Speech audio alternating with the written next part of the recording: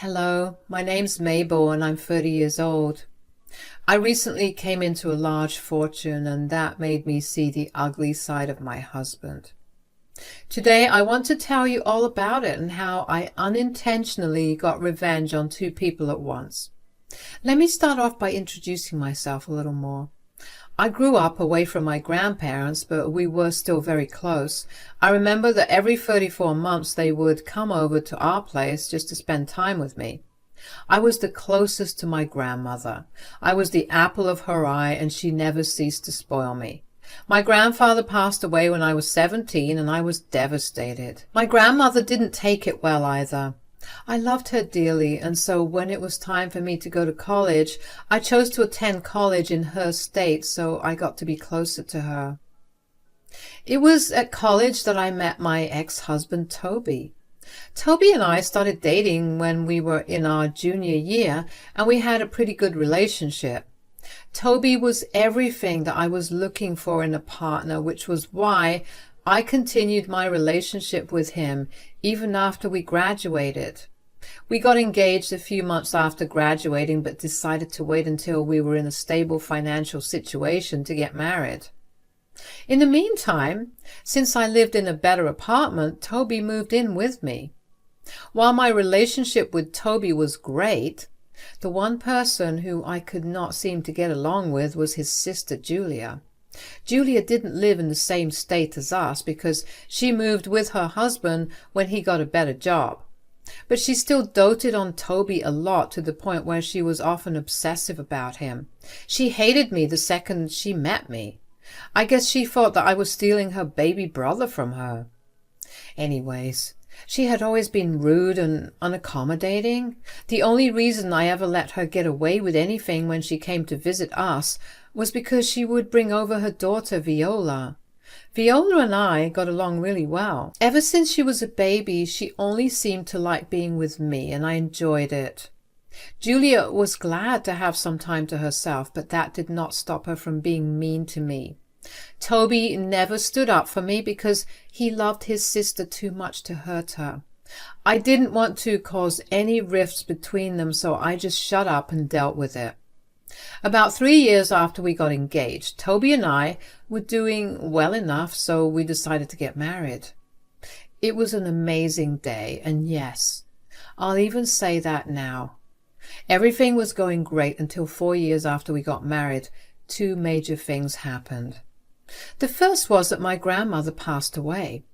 I was heartbroken, and honestly could not do much during that time. I inherited about $1 million in money and assets combined, but none of that mattered to me because my grandmother was gone. The second thing that happened was that Julia and her family moved back into town. Suddenly, Toby was no longer at home. He was almost always over at Julia's, or when he was at home, Julia was here. Once again, the only thing keeping me sane was the fact that I got to spend time with Viola. I was still grieving the loss of my grandmother, and Toby was barely there. I tried to talk to him about it, but he didn't seem to care. Until one day he came back home directly after work and was alone, a pretty rare occasion. "Hey, sweetie, how was your day?" It was pretty good. What about you?" "Oh, same old. I went to meet Julia and we got to talking." "You seem to be visiting Julia a lot." "You know we're really close. I miss her, and I guess I just feel better when I'm around her. Anyways, do you not want to know what we talked about?" "Yeah, sure. Tell me." "Well, I was telling her that we were planning on buying a house." "I'm going to cut you off right there. I never agreed to that." "Just listen to me. Julia asked me how I had the funds for it, and I told her all about your inheritance, and she suggested that it would actually be a great investment for us to make." "And why is that?" "I mean, you have more than enough money to almost fully purchase a house. I really think that we should invest in it. We'll be well settled for the rest of our lives." "But I want to invest my money in some better place." "What's better than securing a house for ourselves?" I can think of several better things that can at least be put to use for our future. I don't want to spend all my money on one thing, you know. It's like you're trying to tell me that your money is yours and not mine to begin with. Well, it kind of is. I get to decide what I want to do with it, and you have no say in it. Look, you either invest your money in something for the both of us, or I'm leaving. Where would you leave?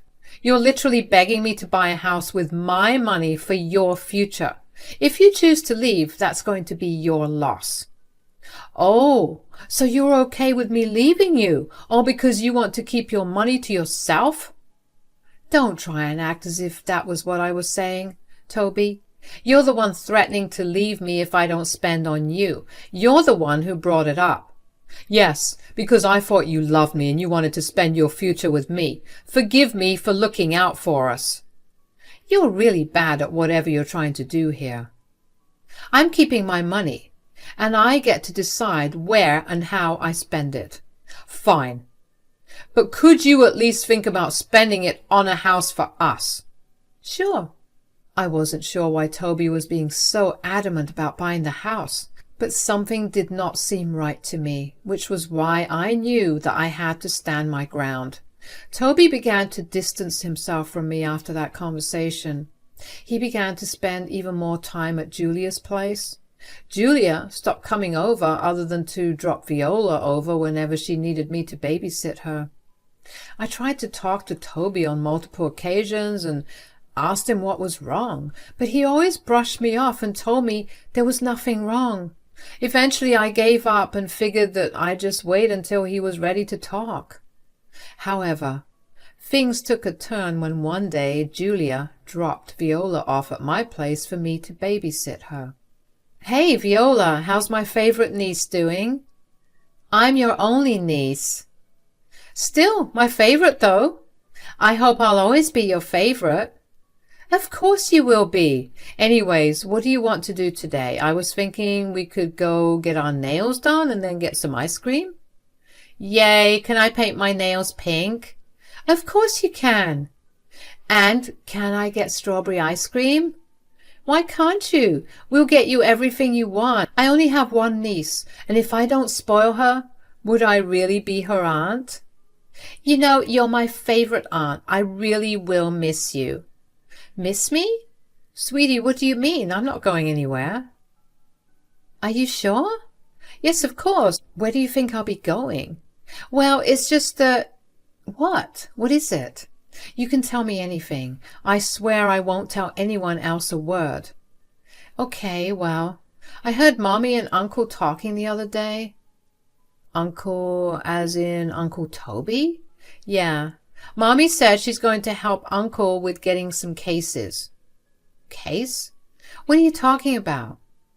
They kept talking about some cases that would give them some money, and then she told her uncle that he would have a nice big house after he left you.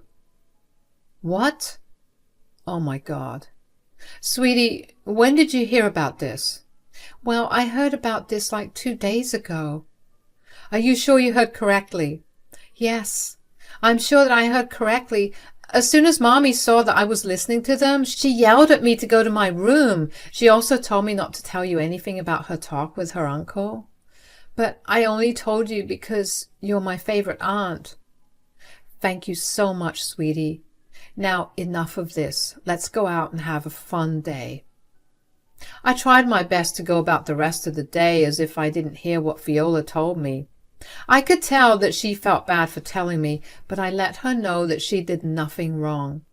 I spoiled her in the same way that I always did, and when it came time to go back home, I made her promise me that she wouldn't tell her mom or Toby what she told me. Viola promised not to say a word and hugged me goodbye. After Julia picked her up from my place, I felt panic rising in my chest. I knew something was wrong with Toby, but for him to try and trick me into spending my money on him was a new low. It was something I would have never expected from him. So I did the only thing I could think of and called Toby's father, Edgar, who was a lawyer. Now, I didn't know why I called him, considering he could have been in on Toby and Julia's plan, but I had a feeling in my gut that he was a good man. Besides, he never failed to treat me like a princess when I was over at his place, and always put Julia in her place whenever she tried to bully me. Edgar picked up the call in the same merry way he always did. "Hello, darling. To what do I owe this phone call?" "Hi, Edgar. How are you?" "Oh, I'm doing quite well. What about you?" I actually don't know. I called because I need your help." "My help? What could I help you with? Isn't Toby around?" "He is, but he kind of is the problem." "Oh, no. I always told that boy to treat you right because it's really hard to come by women as amazing as you." "Thank you, Edgar. You may be the only one in your family that thinks of me as amazing." "What are you talking about?" "Well, I was babysitting Viola the other day, and she told me that Toby and Julia were planning something against me." "Against you? What do you mean?" "Well, she didn't know the specifics, but there is a case involved apparently. They plan on taking money from me." "What in God's name are you telling me?" "I also don't know what's going on. I'm worried, and I figured I'd come to you for help, considering you're a lawyer." "You did a great job of coming to me. Now, tell me, do you believe Viola?" "I do. Not only because in the past few months Toby has begun to draw away from me. I tried to talk to him about it, but he never took me seriously." "All right. And why do you think Julia is involved?" "Well, ever since she moved back, they began to spend a lot of time together. And yeah, I get it. They were living far apart for years before, and it made sense. But then in the past few months, he was going over to her house for hours every single day." That's a little weird. Did something happen a few months ago that triggered Toby's weird reaction?" I got my grandmother's inheritance because she passed away. It was quite a large amount of money. Toby wanted to use it to buy a house, but I was a little hesitant about it. After that, he's been weird." "Right. My guess is that they're going to try and get your money. First of all, I'm so worried that my children are doing this to you. This was not how I raised them. Secondly, why don't you drop by my office tomorrow and we'll hash this out properly then?" "That sounds great. And you have nothing to apologize for. You're clearly a good man. Thank you for helping me out. I don't know what I would do without you." I was genuinely really grateful that Edgar was helping me out. I did not think that he would side with me over his children, but I was glad that he did. The next day, I took a day off from work and made my way over to his office. Once there, Edgar apologized once again to Toby and Julia, but I told him to just help me navigate around this. We figured that Toby was going to ask for a divorce, so the first order of business was to contact all the reputed divorce lawyers in our city and ask for advice. This would then limit Toby's access to good lawyers because there would be a conflict of interest considering they already knew my side. The next thing we had to figure out was how they planned to take my inheritance from me. Thankfully, I had been smart enough to keep my inheritance money in a separate bank account and did not use it to buy Toby or me things at all. I did plan on buying Toby some luxury items that he'd always wanted, but clearly that was never going to happen. Since there was no other way for them to get that money from me, Edgar and I figured that they were going to outright steal from me. The only thing I could control then would be providing them with the perfect setup so I could catch them. You see, I had a top-of-the-line security system installed inside my apartment because I was paranoid about break-ins. This was a fact that Toby knew and agreed to when he moved in. The next thing I had to do was slyly let Toby know that my bank details were logged in on my laptop. That wasn't hard to do. I just had to pretend to have bank troubles that he could help me with. Lastly, I told Toby that I was going to meet a friend on the weekend, leaving him home alone.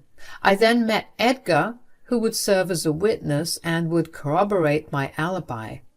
In the middle of our conversation, I got a notification that money had been transferred from my account to Toby and I's joint account.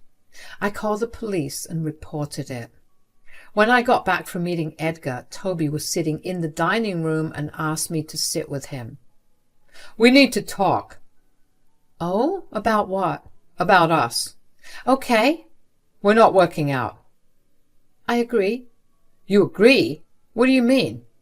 "Well, for starters, I did not like how you threatened to end the relationship over money, something I would have spent on us had you not done that." "I didn't think that you would." "Oh, and that's another point. You think so lowly of me, and I don't think that's a sign of a good partner." "Like, as if you've been a good partner. You've been selfish since the start, and I only bore with it because I loved you." "How in the world was I selfish? I helped you pay off your student loans first instead of mine. I helped you out for a whole year when you didn't have a job. I sacrificed so much to make sure that you were happy. The few times that I didn't do what you wanted, I became a selfish monster to you." "Don't act like what you did was some righteous thing. I would have done the same for you." "Would you? You never helped me out when I was sick. Why would I think that you would have sacrificed your comfort for me when I really needed it?" "You're just trying to make me feel bad." "No. And my last reason for not wanting to be with you is that I don't want to be with a lying, manipulative thief." "What are you saying?" "Don't think I don't know about what you and Julia have been planning. I saw you transfer money out of my account into our joint account. I know that you wanted to be able to split that during the divorce." No. "Oh, don't even bother. I know about everything. You are a pathetic man, and I see no reason to be with you." "Oh, well, I'll still get half of what I transferred into our account. I still win." "Will you?" "If I recall correctly, I had security cameras installed in my apartment, and you made that transaction from my laptop at a time when I wasn't at home. I've already reported you for theft. The police should be here any time soon." "You did what?" "Oh, here they come. Good luck. I'll see you in court." The relief I felt at finally seeing Toby pay for his actions was unparalleled. The following weeks were a nightmare of courtroom sessions and evidence viewing. Along with the charges of theft against him, I also filed for a divorce. Edgar was my lawyer and fought long and hard to ensure that Toby paid properly for his crime. Edgar won the case for me, and Toby was sentenced to 2 years in jail and was also fined an additional $30,000. Nothing was sweeter than the taste of revenge. Just as Edgar and I were celebrating our victory, Julia came up to us. Julia had conveniently been absent during all the previous trials and only chose to show up on the day of the verdict. That in itself spoke volumes about her, but when she approached us, she looked angry and pointed her finger at Edgar. "Dad, you were helping this witch." "Give me one good reason why I shouldn't have helped Mabel." I don't know, because she literally put your son in jail." "And he deserved his sentence. That will make him think twice before trying to steal from someone again." "How could you do that to your own son?" "No, Julia. How could you do that to your own brother? Don't think I did not see the real reason behind your plan. You were going to help Toby get the money so you could also reap the benefits of it." "I was trying to give him a break from this jerk here. You have no idea how toxic she is for him." "I don't think she was the toxic one, Julia. You were a bad influence on him, and he was stupid enough to fall for your little game. He's getting the punishment he deserves, and maybe now he'll think twice before ever listening to you." "You know, you're going to lose him this way. He will never talk to you." "Good, because I have no children as far as I'm concerned." "Don't be so dramatic. I'll be here, but I'm not happy with the way you treated my baby brother." "As far as I'm concerned, neither you nor your brother are my children, because I know for a fact that this is not how I raise my kids." "What are you talking about?" What I'm saying is that I'm disowning both of you, and I want nothing to do with either of you. You can't do that. I actually can. And I'm going to do just that. This is all Mabel's fault. If she just thought of someone other than herself for a second, this would not have been happening. No, you should not have been so greedy. I was going to spoil Toby with all the things he wanted, but you had to interfere. You took away everything from him. And I hope you sit and think long and hard about what you did to your brother. Goodbye. I grabbed Edgar's hand and we left. We couldn't help but let out a chuckle at what had happened. I was happy that Toby got what he deserved and that I was going to be free of his manipulative ways.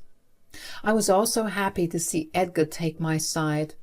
I did feel bad that it was because of me that he had lost both of his children, but he assured me that it was their own decisions that led to that. I took him out to coffee after, and we've maintained a good friendship ever since.